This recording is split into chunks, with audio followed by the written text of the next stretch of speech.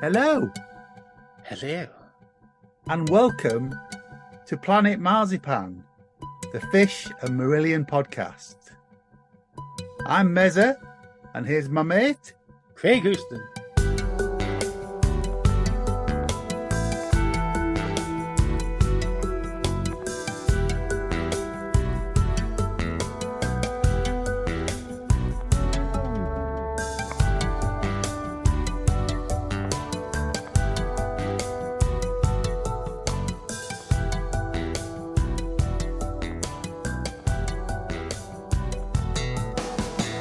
Hello, and welcome to Planet Marzipan podcast. I'm Meza, and I'm here with my good friend. Craig. Faye's off again this week. Faye's not here, yes.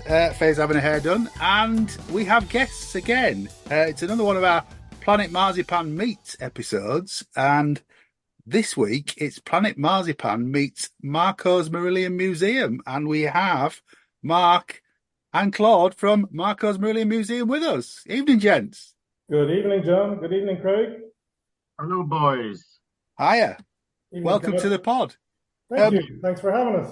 No, you're more than welcome, as we will find out. Before, I would normally ask you how you got into the band first, but I think in this occasion, I'm going to ask you to tell us, for those uninitiated, what Marko's Marillion Museum is. Well, it's a Facebook page. I had the idea about 5 years ago to share my collection. So I put it all on Facebook, and 5 to 10 posts a day. It's rare records, rare T-shirts, jackets, rare gig contracts, all kinds of memorabilia. Yeah, just like that, Claude, yeah. And we reminisce from the very early days, from the 1970s on. It's not just Marillion, it's Fish, it's Transatlantic, it's Steve Rodri Band, all the bands that the various members were in before Marillion and after Marillion. So it covers everything. And it's kind of a news feed for all of those acts. Okay. And we work with them as well. So it's, And it's obviously you and Claude, and who else is involved? Well, Claude mentioned earlier Andre Kreutzmann. He runs the Moraine website. It's the Marillion Setlist website. I'm not if you know that. That's Yeah. We use it on this pod.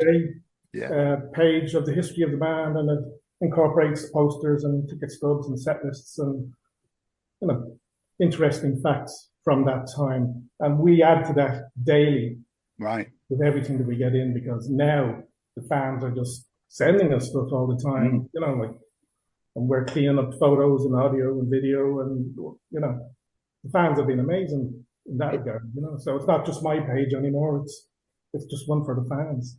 Yeah, and it's turning into a behemoth, isn't it? It's massive. Absolutely, it really is. So, look, originally I had 12 friends in mind who I thought, yeah, they'll be interested, and just because they know me, they'll follow the page. But it's gone just crazy, and I never thought that, from that first record when I opened scripts, read all the names and studied the lyrics, that someday I'd be working with most of them. It's incredible, for a fan, and I am a fan, I still am, and it's just crazy. So tell us a little bit about, I'll go back to what would have been my original question. Tell us a little bit about how you first discovered the band, and then I'll ask Claude the same thing, if that's okay. I discovered them in 1982 when Market Square Heroes came out. I couldn't get the record. I'm in Dublin in Ireland. Couldn't get the record. So I had to wait for Script to come out before I could get anything in Ireland. And I remember I used to go to a record shop 5 days a week with my friends. Maybe twice a day, we'd go into the city and we'd check out all the market stalls and all the big stores as well, looking for rarities. And I remember looking at Script for about a month. I picked it up. Every day I picked it up. And I studied it, and I said, this is amazing. I want to get into this band. But the album was at £1 dearer than every other album. And it had only 6 songs, and I thought, that's not good value for money. But I eventually bought it. I brought it home, and I played it 9 times in that day, 9 times, back to back. I couldn't believe it. It changed.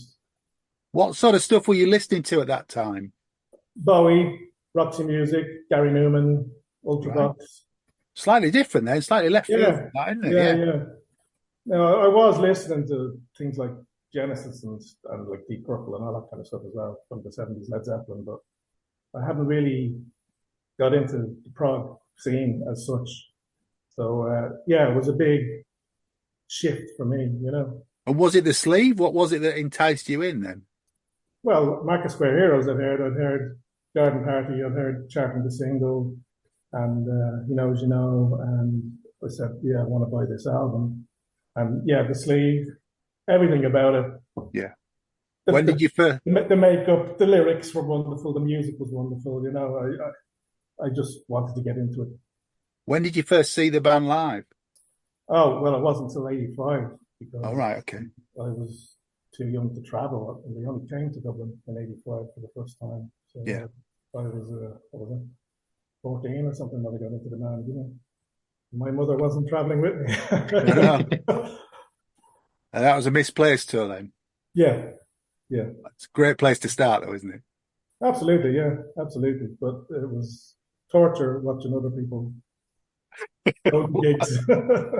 You got your own back now, haven't you, with all this collection? We're all jealous of your collection now, but yeah. Claude, what about yourself? When did you first hear about the band? Well, back in the day, a female friend had a Dutch boyfriend.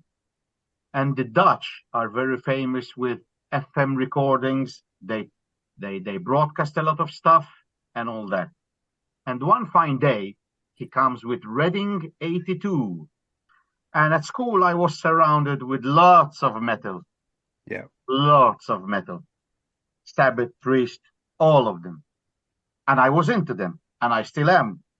But then I said, I had a guy next to me who till today plays bass in very famous bands, travels a lot, and he still tells me till today, you were the guy who introduced me Script. But I had introduced the Reading bootleg to him, and I said, I'm going to get into this band, big time. And you travel 40 years back, and my name is on the Script Deluxe. Wow, fantastic. Besides all the other deluxes, but for me, the epic, like I talk to Mark a lot, is the Script Deluxe. Who would have said that your name is going to be on the sleeve? With all the help of the band, Mark Wilkinson, and all that. And from then it carried on. And it's the only way I could have been baptized with the band, because there was no radio play here. Mm-hmm. And it's with the help of the bootlegs that you get to know the band. And there it is. And when did you first see the band live? Oh, well, as Mark said before, I was too young. Because as Script came out, I immediately joined the web UK, and I still have the original letters of Steph handwritten, and I used to correspond a lot. And I had got some tickets, which I was too young, which I still have in my album. I never used. It was Birmingham. And I said, maybe I'd find somebody who'll come, but we were all very young, and traveling wasn't easy as today, let's say. And I live, I don't know how many kilometers away from that, but I tried. But then I remember, due to work and family commitments, I remember seeing them in Aylesbury. I had to be in Aylesbury. My first gig, it had to be there. And what year would that have been? 2000 something like that. Not too far back. Yeah. But it was a weekend. I was a whole afternoon for the sound check and the gig, the band moving around. It was a nice experience, a very nice experience.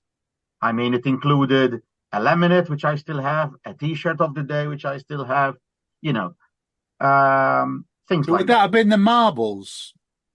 Yes. With the Aylesbury Duck T-shirt? Yes, the Aylesbury Duck T-shirt. Yeah. Yeah, we were there. Yeah. It was a good day. And you got to see them. You got to see them building the stage and setting everything up, didn't you? Yeah. And it took long. It did. I started the day with the idea that I would go in the balcony and take a shot every hour. after about 3 hours, I was in the pub. I'd forgotten that idea and just parked it. Yeah. So how did you guys get together then? I give the floor to you, Mark, now. Well, I was one of the main posters on the Marillion collectors page. It's where you buy and sell rarities on Facebook. I don't know if you know that, guys. Yeah. And Claude messaged me one day and he said, "You want to do a video call?" And I was going, "I don't know who this guy is." No. He says, "Oh, please, I want to show you.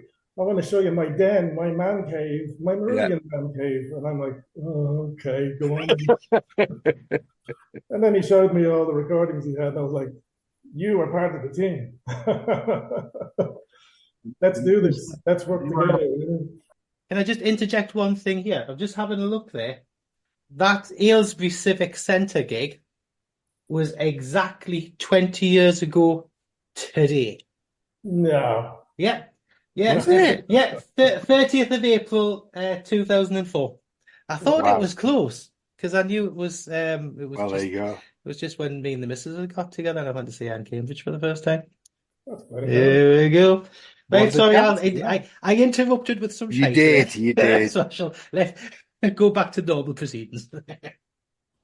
So yes, Claude's got this fantastic tape collection, and that's kind of how you So yeah, two sort of. I was in the process of starting up. I wanted to start a team of archivists.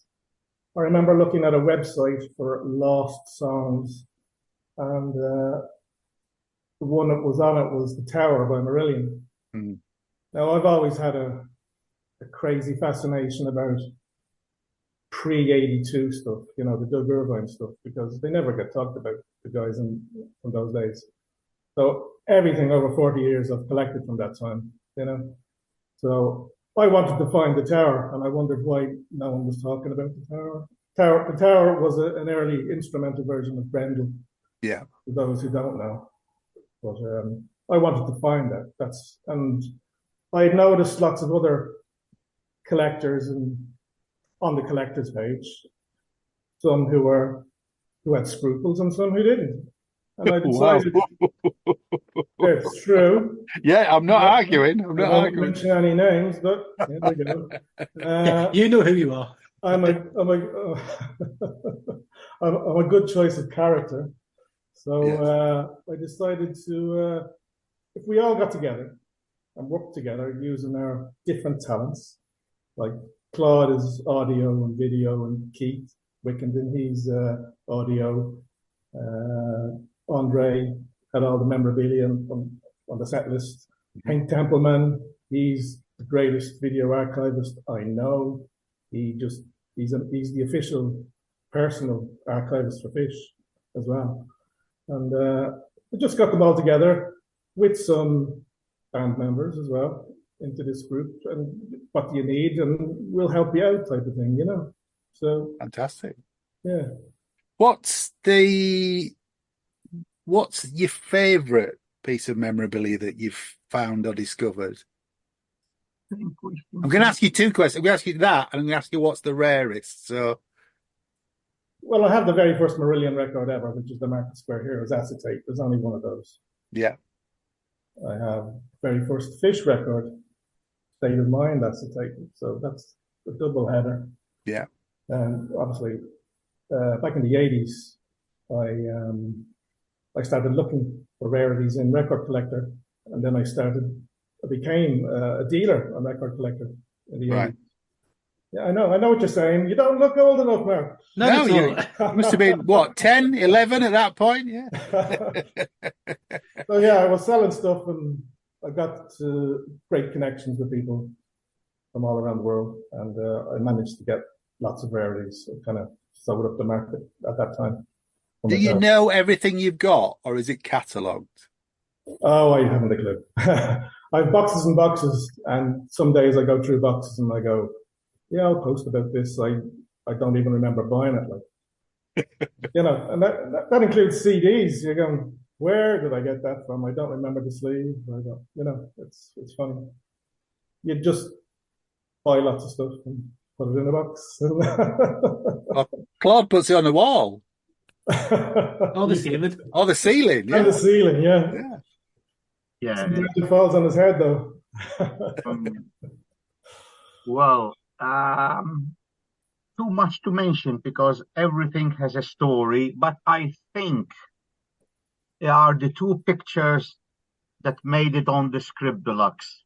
There are two black and white pictures which are there, which Mark Wilkinson decided to use. I've got some rare audio stuff, obviously,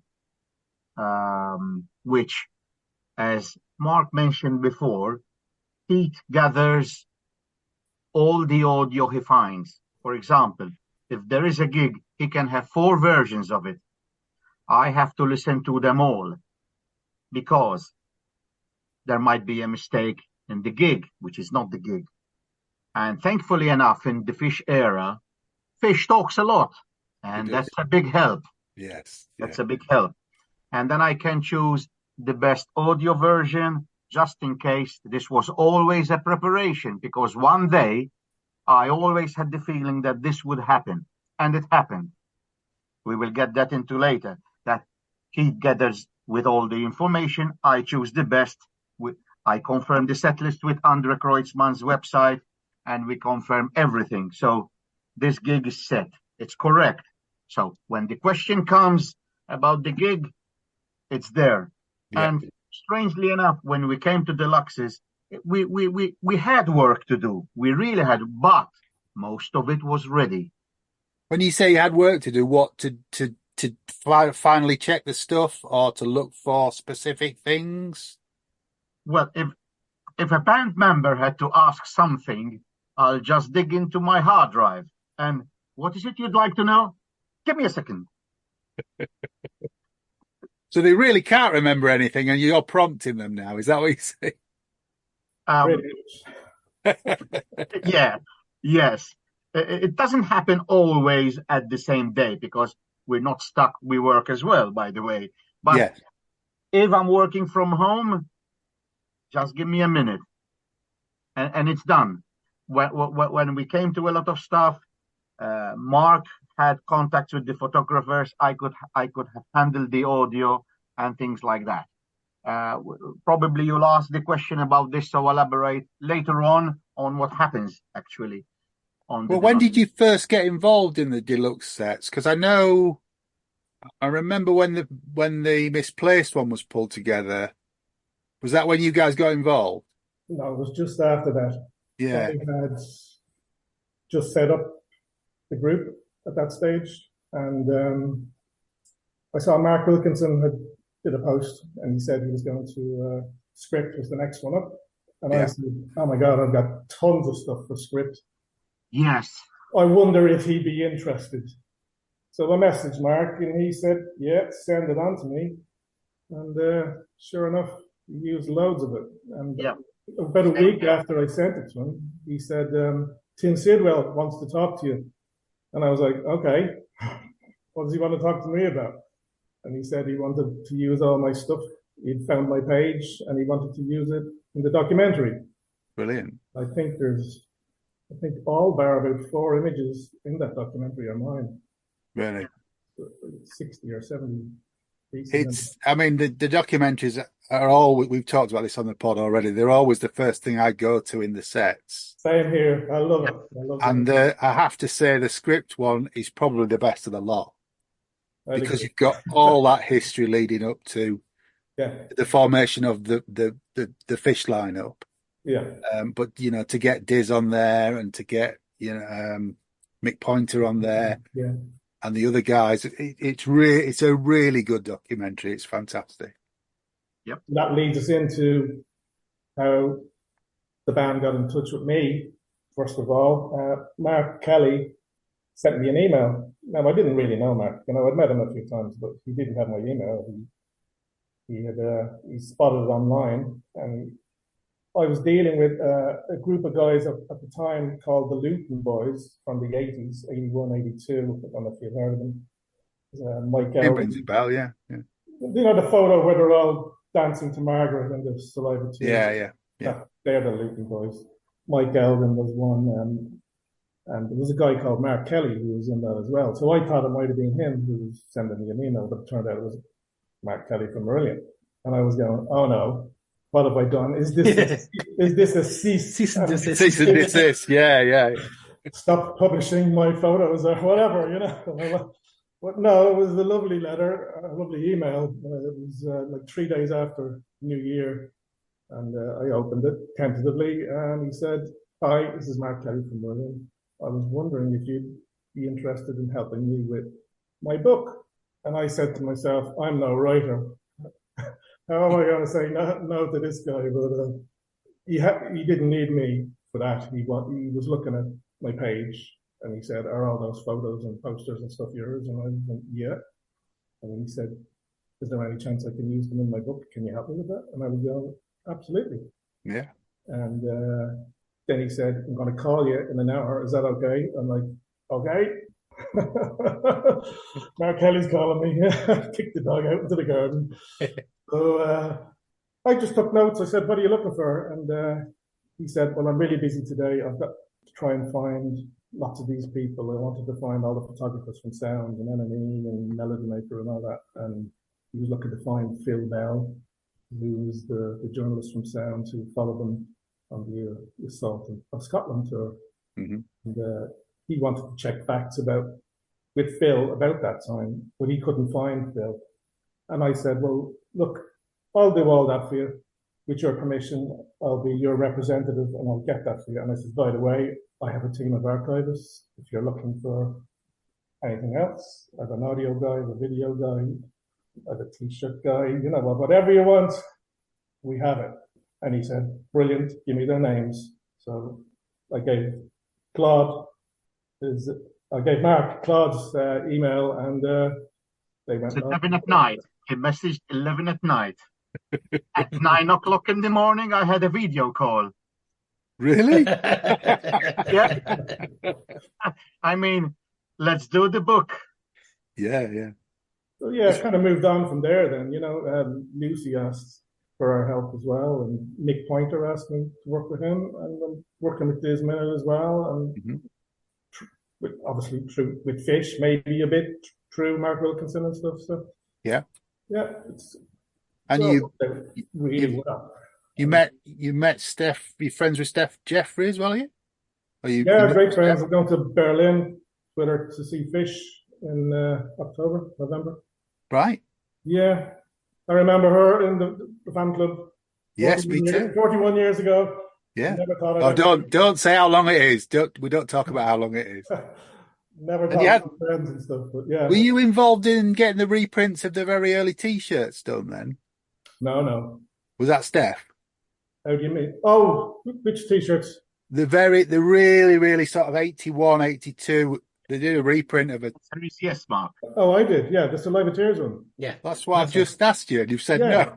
Yes. Lapsus. Well, that was it's on the back. It's a museum T-shirt. On the front, it's the Saliva Tears. Right. Okay. Diz Minnitt did the original artwork for that. Yeah. Well, I got permission from him, and I said, "Well, I don't want to start selling T-shirts without the permission of the band." So I messaged Lucy, and she said, "Oh yeah, that's fine, no problem." Yeah. You know, so you do things the right way. Absolutely, yeah. And I think if you are respectful, Lucy and the band are quite okay with that. You know, we've talked to Martin from Still Marillion about a very similar subject. You know, they always check in with the band and make sure they're happy with what they're doing. Yeah. Even when they book the Leicester gigs, when it's the UK weekends, they check in with the band first before they do it. Yeah. But we're all fans of him. You know, we're all fans. We don't want to upset him, do we? That's the thing. Absolutely. And we've obviously found lots of audio and lots of video and stuff that fans want to see, and that's our goal, to get it out there. If we can get an official release, brilliant.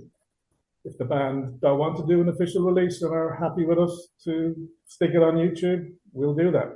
But we have to get permission, because we can't take on Warner's or, Marillion or Fish or, I don't want to get sued.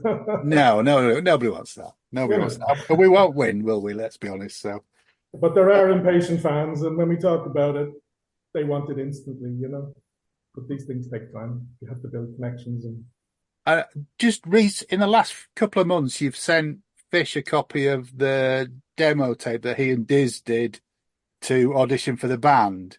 Yeah, Diz sent those recordings to me, and I gave them to Claude to do his cleanup work on it. And Diz was brilliant. He's such a gentleman. Like he's so articulate. He speaks and writes in prose.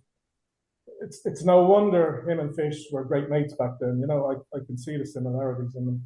Yeah. So Diz was kind enough to let us clean them up for him, and we sent them back, and we've been waiting and waiting. Like Diz wants them out there. He wants the fans to hear them, but I had to get permission from Fish, and eventually he wasn't answering my emails. But then I just said, look, I'll send him the CD of that demo. There's 8 or 9 tracks, and there's lots of spoken word. Their introductions of themselves on it as well. And that's the tape that they sent to Marillion in December of 1980, and that's the one that got them the job, basically, a couple of weeks later, you know, in January 81. It was great watching Fish's reaction, because I got the impression that he'd not played it until he played it on Fish on Friday, so he was kind of hearing it as we were. No, he didn't tell me he didn't say, listen, I'm going to play them tonight. I was just sitting eating my dinner, and like, when Mark was Marillion Museum, Mark McCormick sent me this, and then he's playing it, and I'm like, oh my God. Spitting your chips out.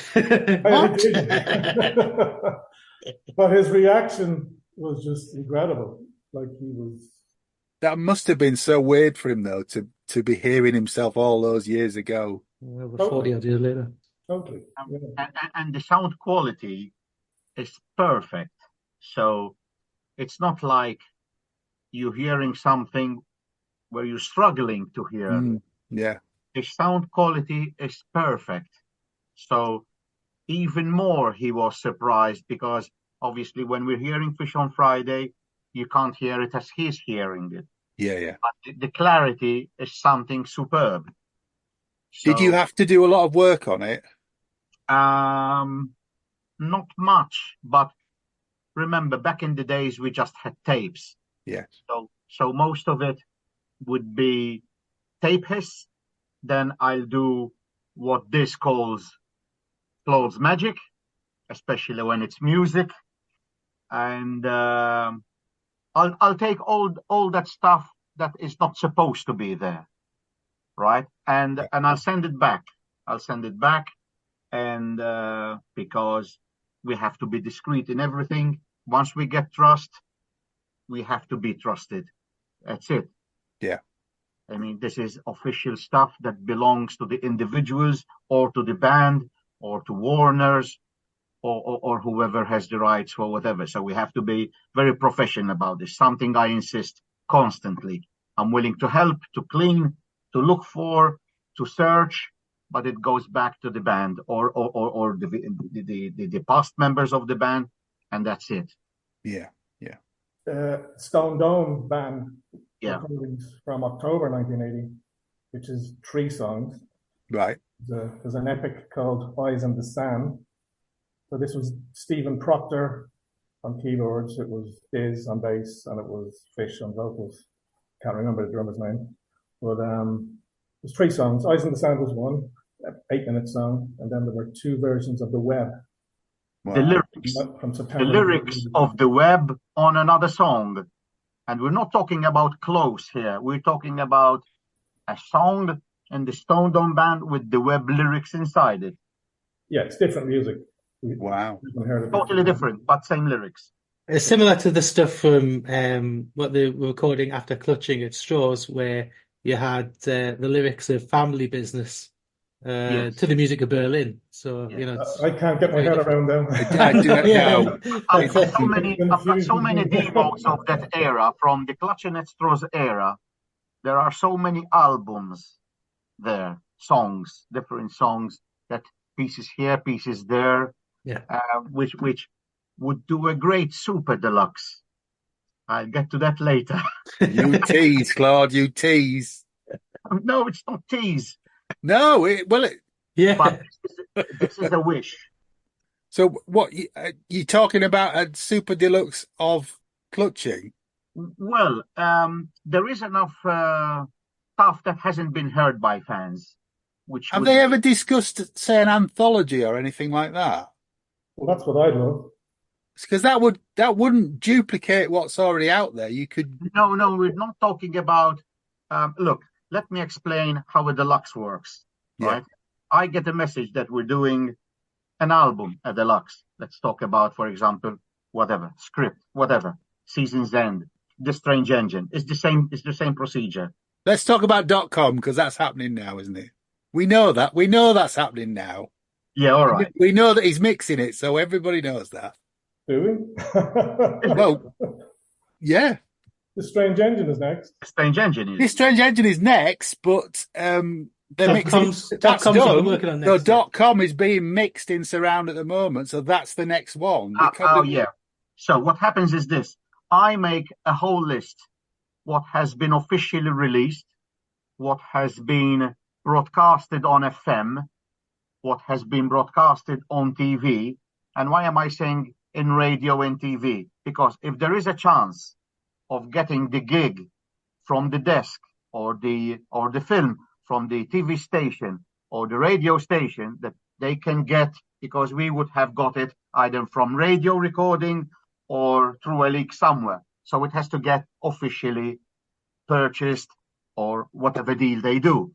So that's what's available there, right?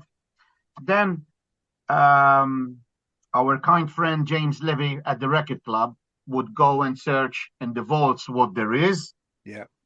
Then there has to be also what's available at Warner's. And then I would write my version of that the fans would like to hear this, which has not been released. Because we get bored having the same shit all over again on a remaster, on a deluxe. The material is there. Yeah, we had a good conversation with James, and he's been on the pod a good few times, and there's so many songs and so many demos and so many different versions of stuff that they've been discovered earlier and being discovered quite constantly. I has given. Yeah. Bloody hell. And especially Season's End, I'm talking. I said, Mark, they didn't put it. Demos, haven't heard, and they didn't put it. But it's perfect for down the line, like John mentioned, there's something like an anthology where you can do something like similar to what Genesis did, where you can do some like a kind of super deluxe, which would actually encompass a lot more material. But to be fair, I think with the material that's out there and what they've actually put on the deluxes, for instance, the Marillion deluxes are head and shoulders above something like the Queen deluxes, because the Queen stuff, there's so much archive material there for Queen, but it hasn't been serviced very well for what they've actually released. Yeah. I think, to go completely off topic and talk about Queen, they've just sold the catalogue, haven't they? So that's going to be right for Universal or whoever to start putting deluxes out of the Jethro Tull or Marillion type blueprint with a surround mix and a live gig and some demos in, because there's only the 2 disc things. Yeah, but the thing is, when they did the Miracle, that was the biggest one of that they've actually done with the content wise. Yeah, true. We should mention H era too. They put a lot of pressure on the cost. The Strange Engine, we were asked to help out with that. Yeah. And the first day I found a documentary from Canada. It was an hour and a half of a Canadian TV crew following the band on the tour bus, and they're all singing songs and various stuff, brilliant, absolutely perfect for it. And I got in touch with the girl who had it, and she said, well, you'll have to talk to the Canadian TV people. So Mark said he'd do it, Mark Kelly. And he came back and said, no, can't do it. They wanted £800 or $800 per minute. Oh, wow. Look, we're talking about Marillion here, not Queen. That's why it's just gonna sit in their archive. What? Forever, and no one will see it. It's a shame. Look, are you aware of the Market Square Heroes promo video? The live cut of it. Yeah. Bravo, Yeah. bravo. There are two versions of that. I don't know where the second version leaked from, but back in the days, I contacted Miles Copeland, and he replied to me from his mobile phone. I told him, listen, I heard somebody say, whisper in my ear, that you have the whole gig of Guildford University where the Market Square Heroes shoot was taken. He said, simple like this, no. Oh, okay. So I counted about 5 tracks from the Market Square Heroes video, because you have to be sharp. There is definitely Market Square Heroes, there is Forgotten Sons, there is probably He Knows You Know and all that. So unfortunately, since it's old material and it's sitting there like ducks, as you said, John, it's going to cost money, because today it's digital. But back in the days, it was difficult, very difficult. Even at the marquee, on the recital of the script, they recorded He Knows You Know. And I asked a lot of questions. Do you remember, Mark Kelly, if there was the cameras through the whole, because the cameras were like containers. It's not, and not much. So we go into that detail, John. Otherwise, we won't get the results. Yeah. I mean, there's even if you look at something like Live from Lorelei, I would imagine there's a lot more video footage of it. Is there not? No. But this is what I can't understand. I've got the whole audio in RAW. Yeah. No, wait, RAW. That's before being edited. Yeah. So where did the cameraman go? Go have a pee? Yeah, I was going to say that the footage must exist somewhere. No, they recorded on tapes back in the day. It's the same for the recital. Where did they go through? 3 boats, Margaret, where did they go? And they use the tapes. That's the problem. Yeah. Whereabouts is all your memorabilia then? Mark, have you got all yours in the same place, or is it kind of... It's in 1, 2, 3, 4, 5. It's in about 7 rooms in my house. Really? Wow. Yeah. It's even in the downstairs toilet. Well, you've got to have some reading material, haven't you? While you sat there. And Claude, I can see yours is on the ceiling, on the walls. Is it in lots of rooms in your house? Unfortunately, I had to extend a little bit because my office is in my basement, which leads to my garage where the cars are. And I like collecting the official poster of the album. Well, in here I've got all the Subway posters. It's the big ones from the early days, all the Fish days, all the Age days. So I don't have space. I don't even have space on the ceiling because all my vinyl is there. And behind the TV, it's all there. Section is Fish solo and all Marillion stuff. Fish era, Age era. There's no distinction at all. I mean, I was always impressed with Mark Wilkinson's work. Yeah. From the first poster I have till his last poster during COVID, the latest one of Market Square Heroes, the one he edited, the one with the bigger nose. Yeah. And it was also a thank you for contributing on the Fish era albums because we helped him a lot, Tim a lot, whoever needed help, we gave it. Yeah. As simple as that. So have you been asked? It's what you call a labour of love, isn't it, really? Remember, John, it's 40 years of collecting and information. Yeah. I mean, I remember we have to thank Mark Kelly for officially saying in his book that we are the official Marillion keepers, and he named us by name. I remember him one day, he said, Claude, I remember Steve Rothery playing parts of Kaylee during a song back in 1982. I said, give me a minute. And suddenly he sends me on WhatsApp the tune he's looking for on his keyboard. And I remembered the first time he played that, if I recall well, because my memory, it's at the end of She Chameleon. And the guitar notes Steve Rothery plays are and it proves that I was wrong. The guitar riff on that, and he plays it at the end of a song, and he got that and put it in the Kaylee. So we're talking about 1982 here, which Yeah. a riff that surfaced in 1985 or at the end of 84 during when they started playing this stuff. I mean, that's how deep it goes. That's how our knowledge has to go. I mean, at the end of the day, we are there to help. I mean, look at what Mark did regarding the photographers and all the information asked, and Andre and Keith and Hank, and it's all a collaboration. That at the end of the day, as you said, a labor of love. Are you happy with the result? Yes. And the credit for us, it's done. Yeah. So I kind of asked you this before. What's the thing that you've been most excited about discovering? Well, I'll go back to the trying to find the tower. Mm-hmm. Yeah. So I had interviewed Mick in 2019, and a couple of months later, he said to me, that question you asked me, had he ever thought about re-recording the songs and all that kind of stuff, or releasing them, or, and he said, I've been thinking about that, and I might do it.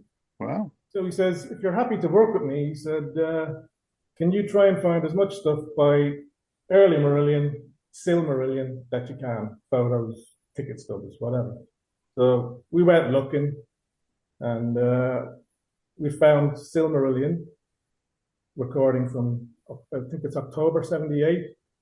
Wow. Now, I spoke to Steve Rothery in Berlin last year after the show, and I just put it to him and said, are you on that? And he said, no. I think he gave me the date. He said that I remember listening to that when I joined the band.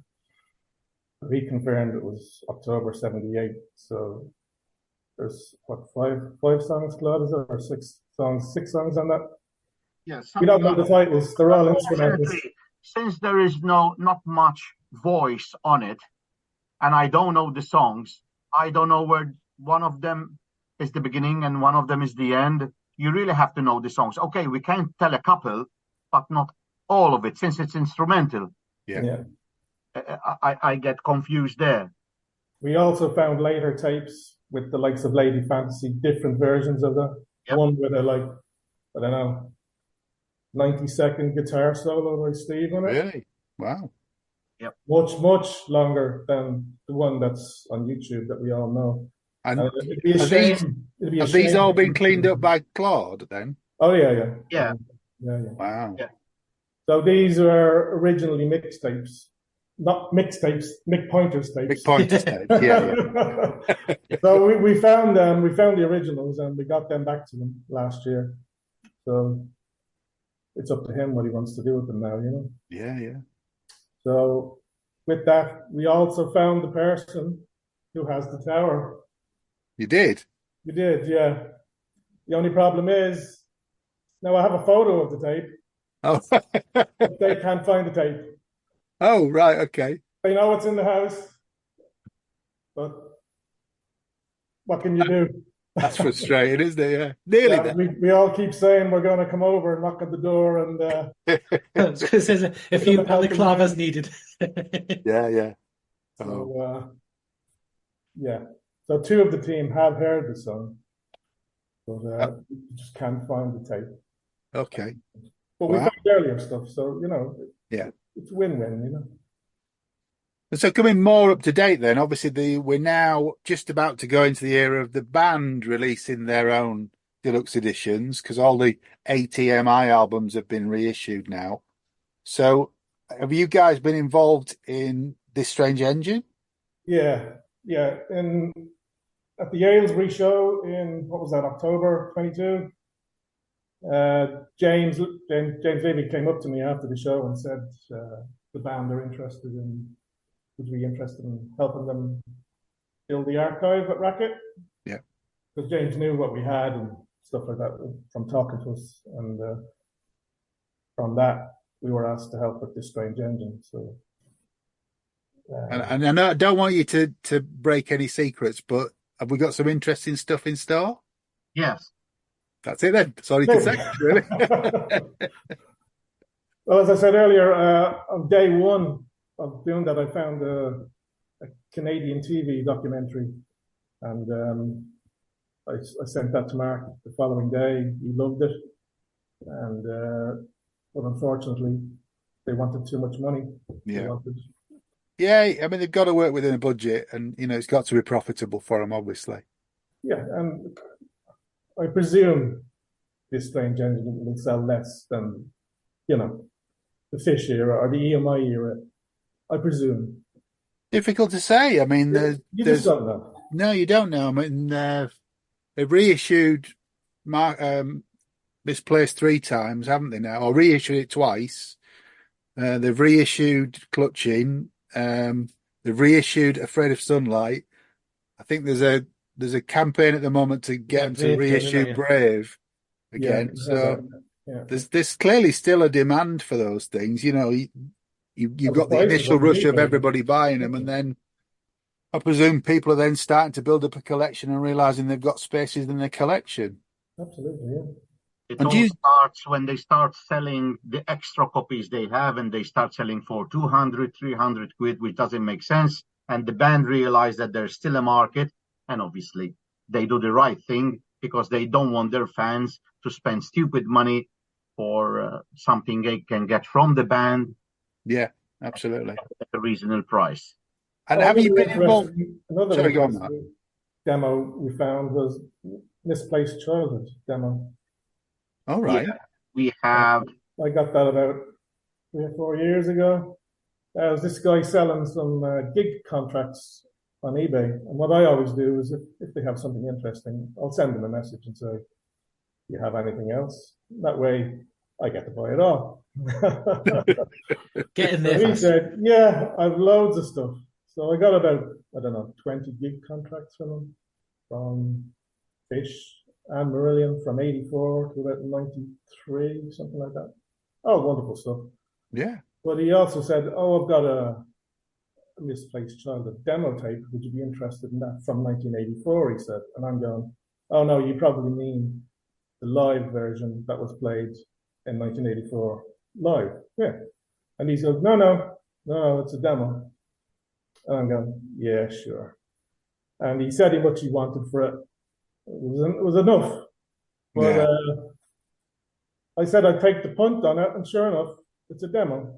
Now, on the demo was the one that was released on the remaster on the deluxe, but there's also a second version that hasn't been released.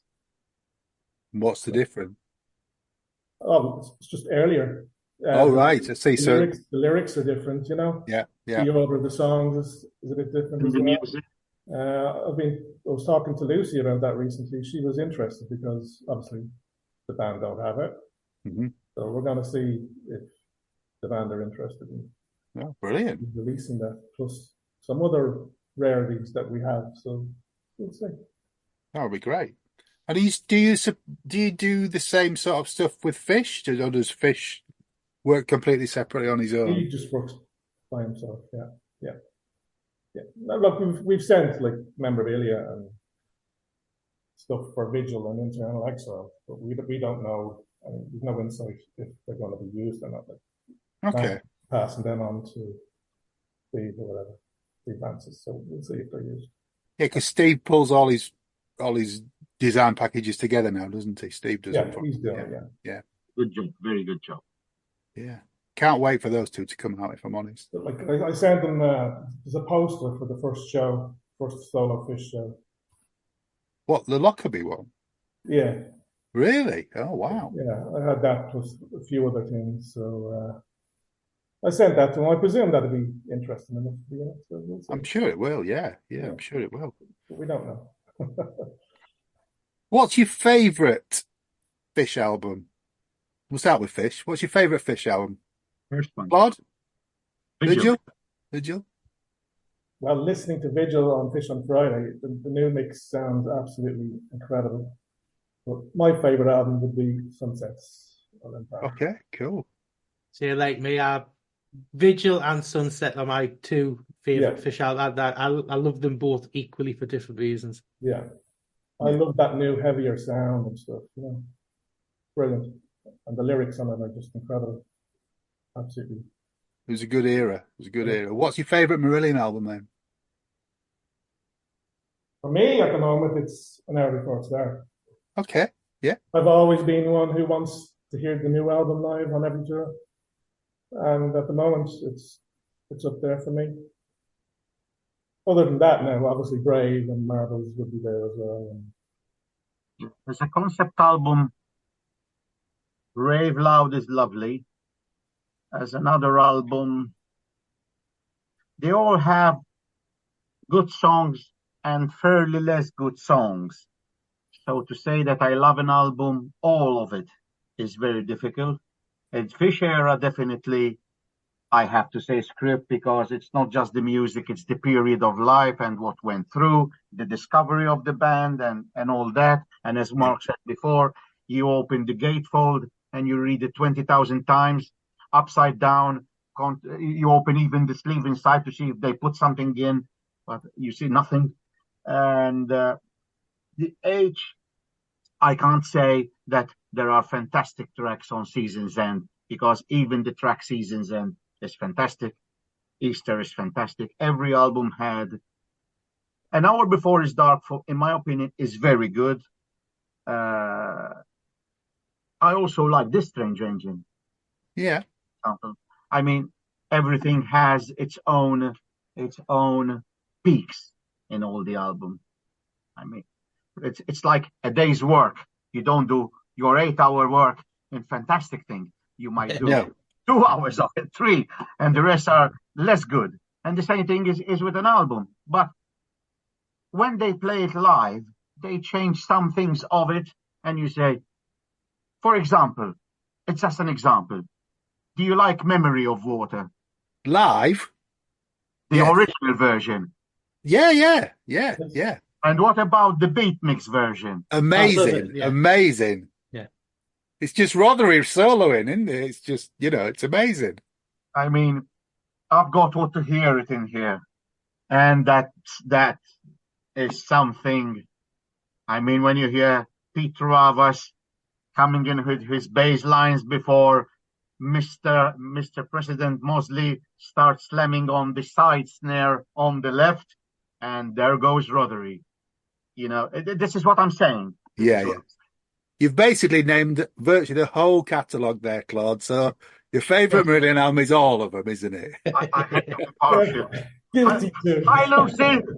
I was really kind. And to be quite honest, and please put this on air. Oh, yes. Steve Rothery is having a gig in Malta for the first time in October 4th and 5th. And it would be great that I would have the pleasure of meeting the guy and inviting him home and having a chat. Yeah, we'll leave that in for you. Definitely. We'll leave that in, yes. Because, listen, we've got left as a discussion people. I mean, Pete doesn't really get into it. Ian gets into it because, for example, of the record, when he was listening to what we said is another version of Misplaced Childhood, she heard it with him in the car, and immediately he said, "Oh shit, that's another version." I mean, the drummer realized from his drumming that this is another version. Yeah. And she said, "Lucy, yeah." And she got involved, and you see how it gets on.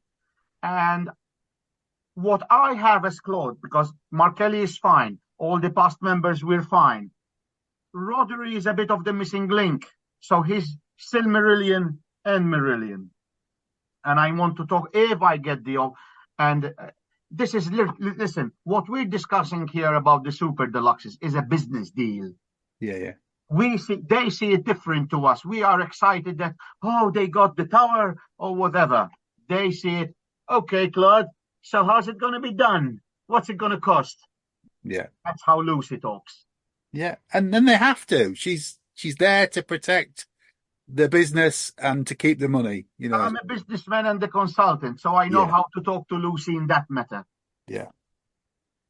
Well, we'll put a plea out for Mr. Rothery to come and see you in Malta. I don't know. We'll Come see. on, Mark. Hopefully, I'm seeing Martin at I the might be there weekend. myself. Yeah. Hopefully, seeing Martin at the weekend. I'll ask him to put a word in for you, Claude. All right. Which Martin? Martin Jakubski. Wait. I went beyond you there. I've already contacted him. All right, then. I'll just remind him of your I message have to then. go through the windows before I get to the door. Whatever way you can get in. You And I do it. already know he's traveling Thursday, leaving Sunday, and he's coming without the wife. Okay. This is too much information to tell people. No, you're going to put that because I think they're tight because, the flights are different and things like that. Yeah. Is he just playing one night, is he? No, fourth and fifth. All right, okay. Misplaced and clutching. Parts of it. Maybe, yeah. No. Friday is parts of misplaced. Saturday is part of clutching. Yeah. Okay. Well, I think we're going to see it in June now in Manchester, Craig. Yeah, Manchester. Yeah. So what do you think the future for the museum is? Have you considered doing a website to get things into some kind of chronological order, or because I know it's a massive amount of work. Well, I have a website, but it's kind of redundant. It's just for the interviews I've done, and Andre puts most of the stuff on his website. So I was offered a couple of exhibitions before COVID hit. One was in Germany, and one was in, I think it was Oswestry. Yeah. Right. The wall. But, they wanted stupid money, so. And Oswestry isn't actually central. Yeah. No, not really. No. Have you never been approached to do what Andy Rotherham did and do a?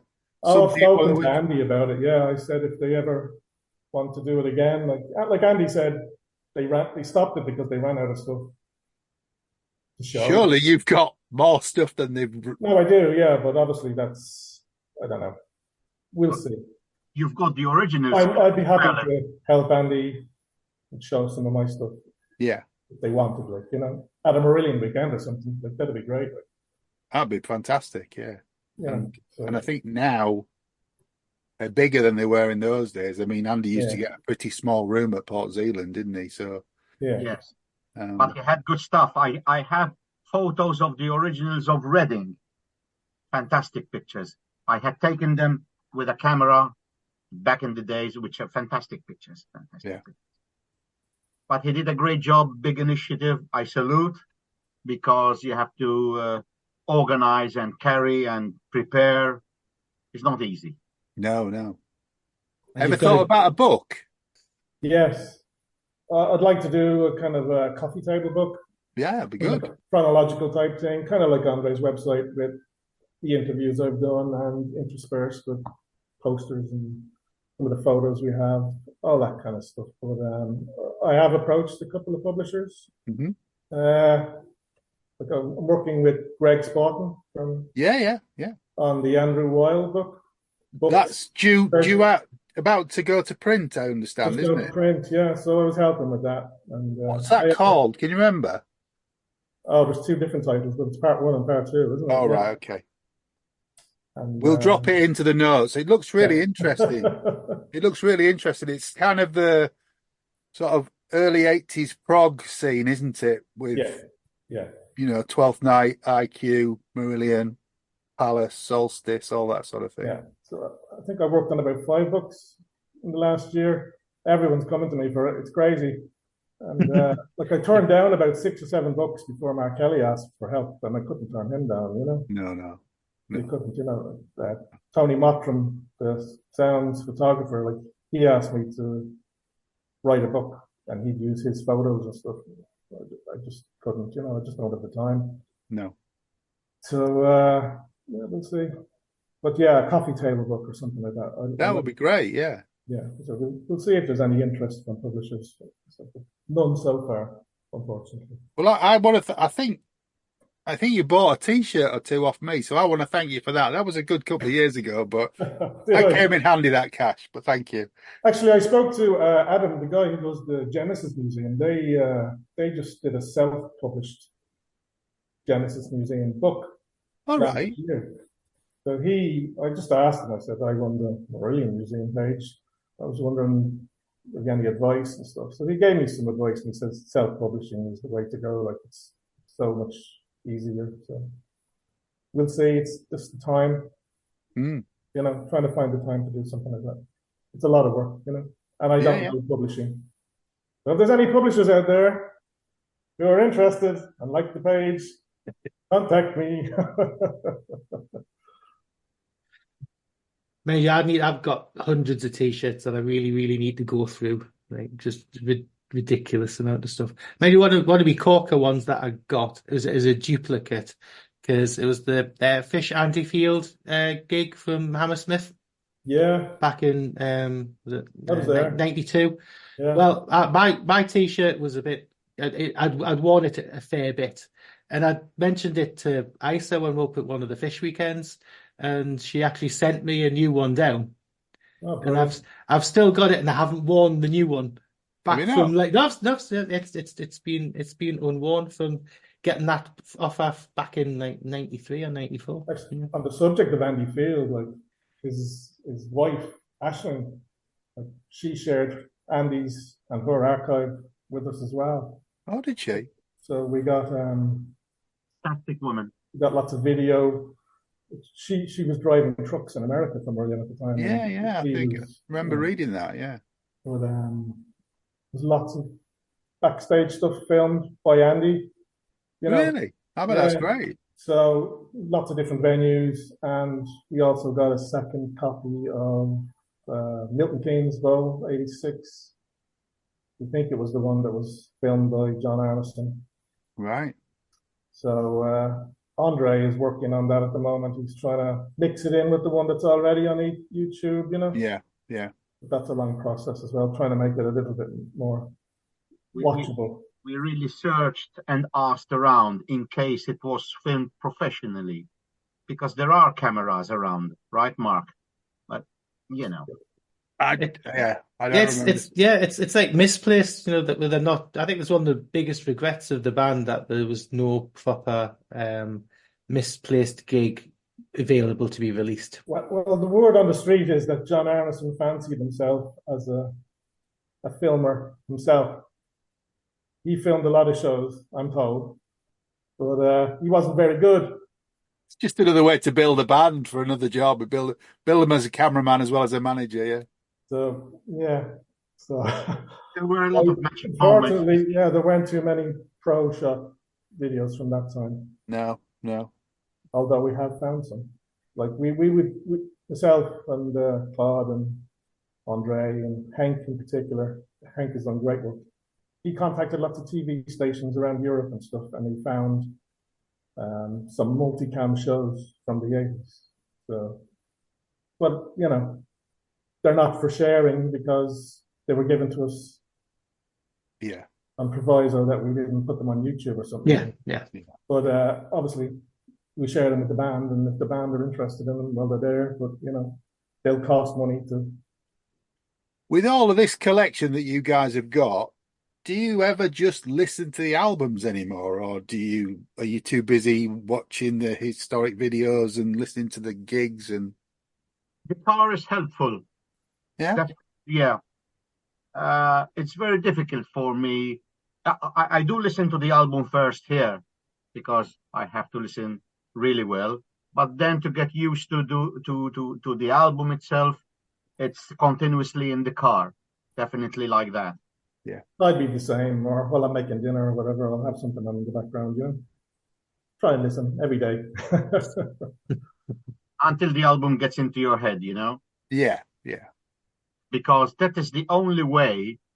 If I get occasionally a tape or something, and I get a version of this song, that is where you really see that it's a different version. Unless you know how the original version is, you have to listen to it hundreds of times. And then when you hear, that's another version.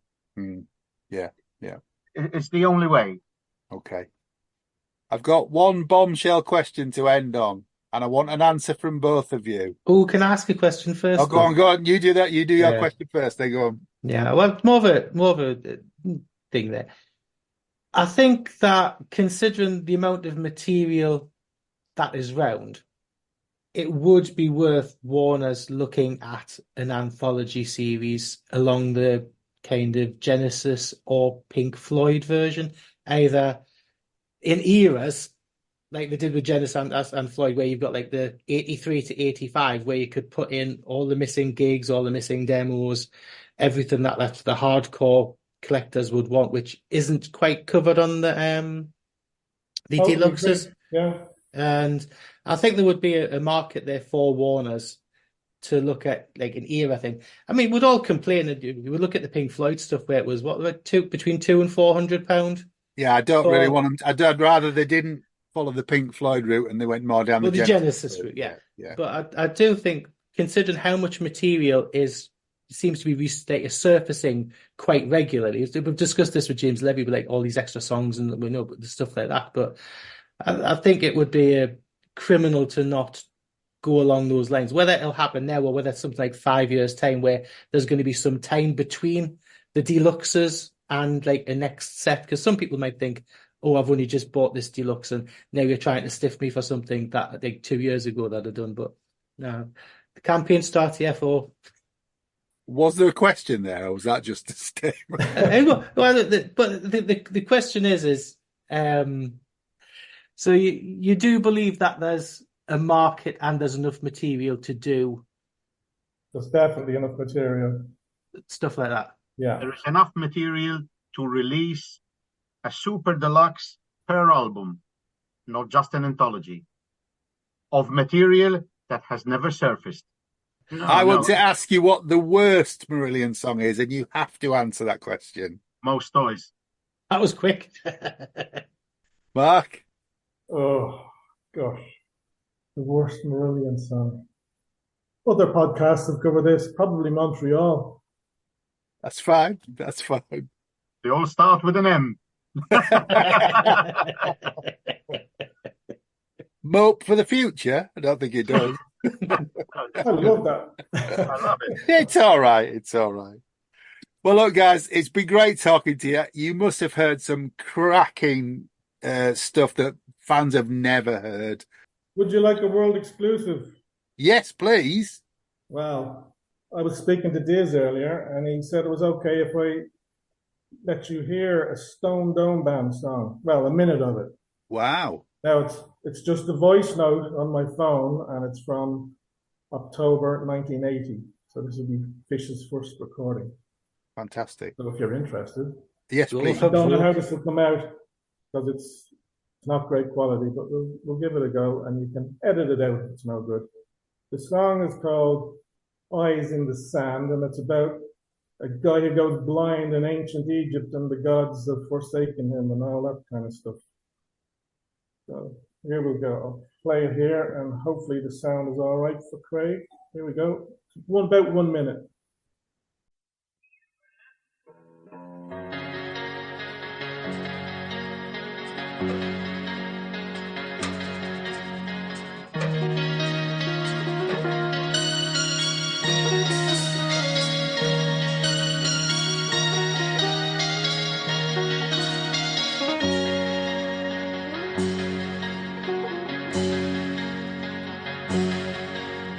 Behold the earth staggering,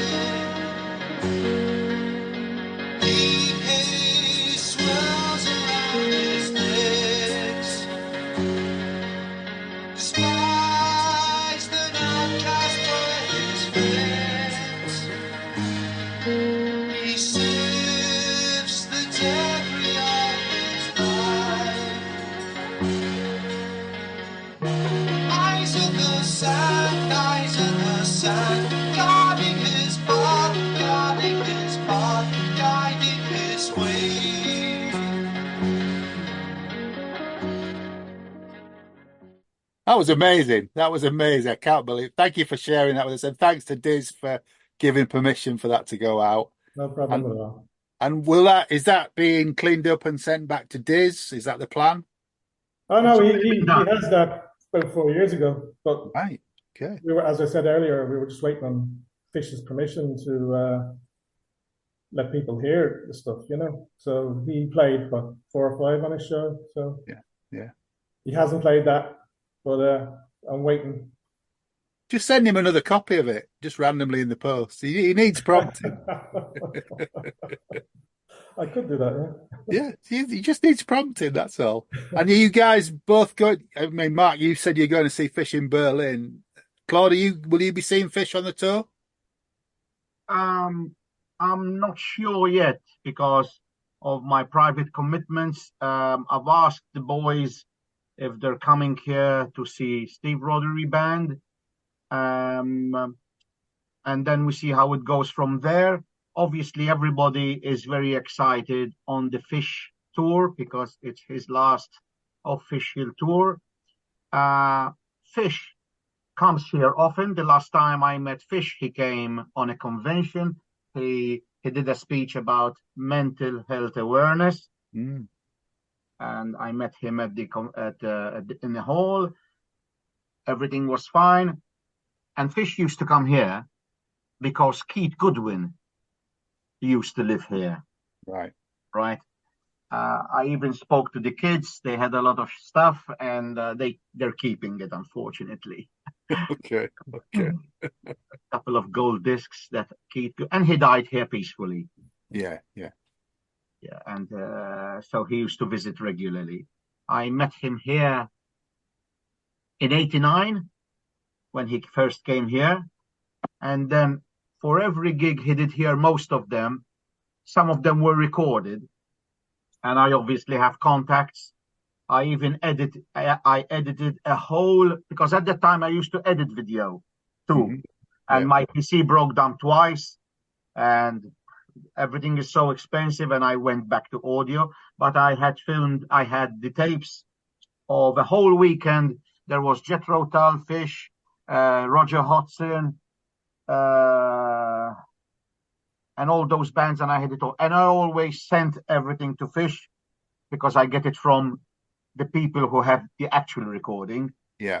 And he was supposed to release the one in Malta here, but unfortunately there was an earth on his audio. I tried to take it off, but it was so big that the more you extract from the audio, you're going to gain from something and lose from something. And the audio quality came a bit wishy-washy, we call it. Yeah. And it wasn't released. But I always sent him all this stuff. Maybe he doesn't remember, but I did my job. Okay. I also sent it to Mickey Simmons as well, which I'm really happy he's on the last tour with him, because he started with him and he's going to end with him. Yeah, it's a good lineup. Mark, have you seen him anywhere else apart from Berlin? Yeah, London, Aylesbury, Aberdeen, both Glasgow shows as well at the moment. We'll see you at the end of the road then, won't we, Craig? We're there for Glasgow. Glasgow. We'll have a beer. Yes, absolutely. I'd love to see your record collections as well, but I'm sure I'd just get jealous of that too. You would. You'd have vinyl envy. Well, believe it or not, the best poster I have is when Andy Latimer was sick. You remember that? And I had heard he's sick. I said, I'll support him. I'll buy some stuff. And he sent a tube. And when I was a kid, one of the records I grew up with was Camel. And it's still here. Yeah. And the best song ever is Never Let Go. You can't. The song never. And he sends me a poster of himself on the live version of Never Let Go. And he really says, to Claude, best wishes, Andy Latimer. And that is for me something nice from Camel, because we grew up with Camel, and then Marillion came and all that stuff. Yeah. But I'll stop talking, Mark. Look, guys, we could talk to you for hours, I think. Thank you very much for your time today. It's been brilliant talking to you. Forever in Malta, you have to call me. We will indeed. And if you're over here, we need to have a beer. Absolutely. Where are you? Where are you at? I'm in York, in the UK. Craig is in further north. I'm in Washington, just near Newcastle in the UK. Newcastle, yeah. But direct you to the Marko's Marillion page on Facebook. You post something every day, don't you? At the very least, I think. Every day, yeah. Only Christmas Day and Boxing Day, I don't. I take those 2 days off. Oh, Yeah, you need a rest. You need a No, rest. slacker. Get onto it. Go on. Have a slacker, yeah. But there's lots of stuff on there, and it'll bring back some great memories and probably make you very jealous about things you haven't got in your collection, folks. And we use it as a reference ourselves as well. Yeah, and we do refer to some of the stuff you've put on. Yeah, absolutely. Thanks, But John. thanks for talking to us, guys. It's been brilliant to talk to You're you. welcome. Thanks Thank very Thank you, much. Claude. Thanks, Greg. Thanks, Claude. Thank you, Mark. Thank Bye-bye. you. And I think that's all there is to say. It's good night from me. And it's good night from him. Take care. And Cheers, stay guys. alive. Good. Thanks for listening to Planet Marzipan Podcast. Please like and subscribe from whichever platform you get your podcasts from. You can contact us at planetmarzipanpodcast@gmail.com and check out Marillion.com, fishmusic.scot or fishmusic.eu for all the good stuff.